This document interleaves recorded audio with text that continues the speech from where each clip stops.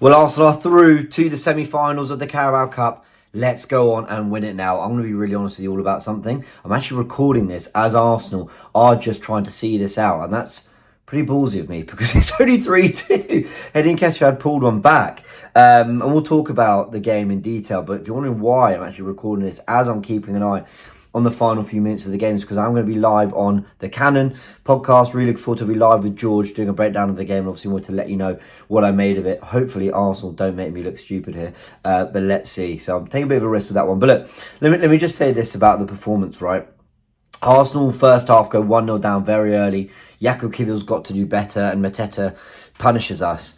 I may as well start with the two Palace goals really quickly, and then we can kind of talk about all the positives, because this really was Gabriel Jesus' night, and his finishing was brilliant. His all-round game was brilliant. And actually, there were some positives that really kind of, not just the goals, there was a lot of positives that really filtered through him as well. So we'll talk about that in a sec. But let's just start with the negatives and the Palace goals.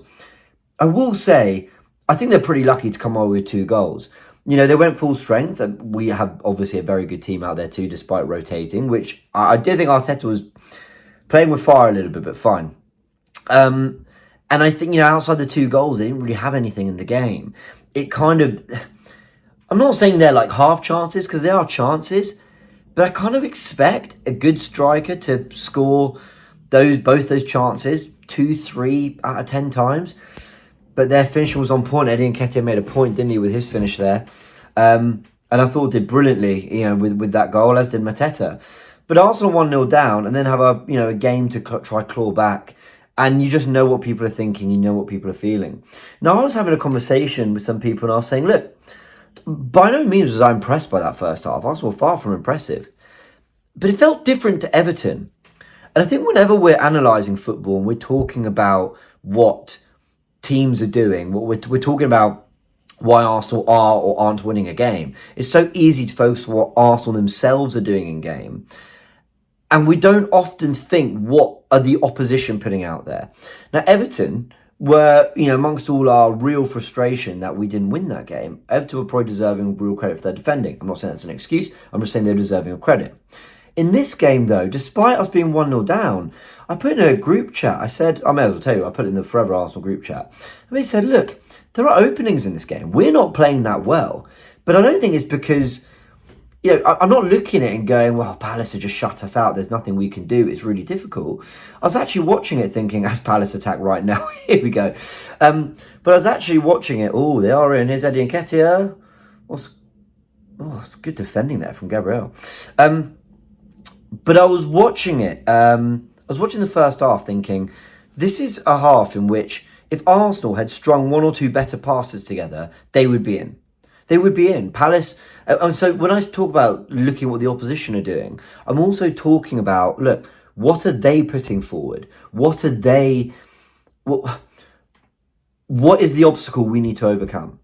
And I didn't think Palace was showing much in that first half defensively that made me think, if we get our act together, we can get a few goals here. There was nothing about their performance I was thinking, oh no. I mean, I just don't know. Even with all our chance creation issues, I didn't really see where that problem was going to come for Arsenal. It just needed us to be better with our execution. It needed us to be a little bit braver in possession. It needed us to just play with a little bit more pace and bravery, as we've talked about loads. And the second half, you got that. Now, Gabriel Jesus, I mean, what a brilliant hat-trick.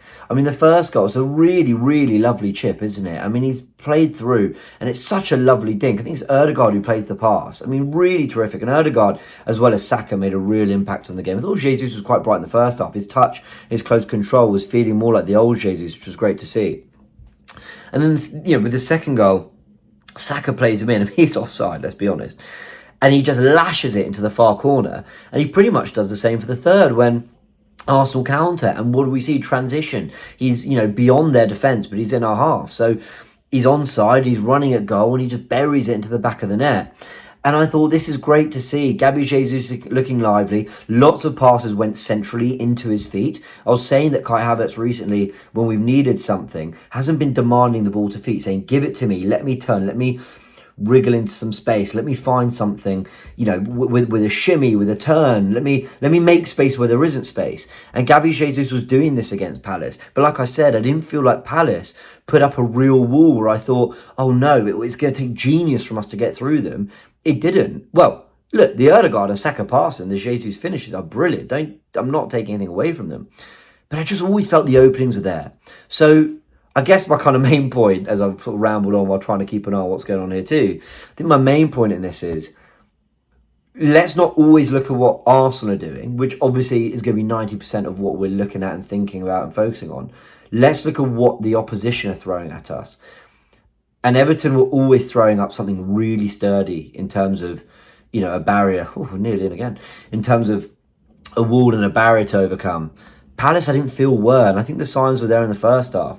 And I think that might have been a lot of Arteta's message to the players. Listen, come alive. Play that pass centrally. There is space. Be braver. Play with some personality. You will get through them. There are openings here. And we made them pay for those openings, which was great. As we were watching this, I think Newcastle have just gone 3-0 against Brentford. Yeah, they have. So they're going to be through. Look, other things to quickly mention. Tierney got 90. I will say this about Mikel, which kind of annoys me. Cooley rotated tonight. But a little part of me is like, why start Sterling and Tierney in a game we really need to win when you've been so reluctant to bring them on when 3-0 up against, Forest, or 3-0 up against, that's probably true for Sterling and not Tierney, to be fair, 3-0 up against Monaco. Things like that slightly annoy me. I think you could have given them some minutes and they might not have looked so rusty. But to be fair, I thought Tierney, wonderful cross to the back post to Sterling that he should have scored. Sterling looked quite lively. I still think he's a left winger, not a right winger, but we know he's played some football on the right over his career, done very well for City. So Arteta was going to persist for that. I thought they looked quite rusty though, but grew into it more and more. And actually I thought, okay, look, give these guys some minutes when we're leading, because clearly with the amount of football we want to be playing, you're going to need them. So far, it's aging quite well, my decision to record this now, because we're in the 93rd minute, 30 seconds. Yeah, 93rd minute and 28 seconds played. And Arsenal, if they hold on to this, are going to be in a, well, they are. As I'm just going to say it, and if I jinx it, I'm so sorry, because I just won't upload this. But they are in a Carabao Cup semi-final, if they hold on to this. And, I want to win this competition. I'm really, I've said this so many times, I'm not one who laughs off this competition, who doesn't rate it. I'm not one who, look, it's not the FA Cup, it's not the Premier League. I don't think our season is defined by winning a Carabao Cup, but I certainly think that day at Wembley, I think trophies matter for Mikel Arteta in this group. And I think, we don't know exactly who's going to be in the semi-finals at the time of recording, but let's have a real go at it. Let's have a real go at it. Let's try lift this competition. Let's try be in the final on March 16th. Let's try be at Wembley, and let's get this team used to as our right punches. What a brilliant goalkeeper he is. Could have done better on the first goal, though, we'll say that. But let's try and put ourselves in a trophy winning position. I really want to win this. I really want us to lift this to lift this trophy. I want this group to get used to winning competitions. I want us going to Wembley. I want this whole, but what's Arteta one thing, since the FA Cup put to bed a little bit. And I just want this team to get just to get that smell for winning, that you get used to it. Just get that understanding for what it means and what it takes to get it done, because sometimes it is baby steps up to the big prizes, and Arsenal trying to take that big leapfrog, having not won even an FA Cup since 2020. So let's see. But Arsenal are through. There we go. I'm watching it now. Arsenal, 3-2 winners. They're into the Carabao Cup semi-final. Let me know who you want in the next round and who's your man of the match. I haven't spoken enough on Jesus. I've touched on him a bit, but well played. He was brilliant tonight. Certainly man of the match and undoubtedly the match winner.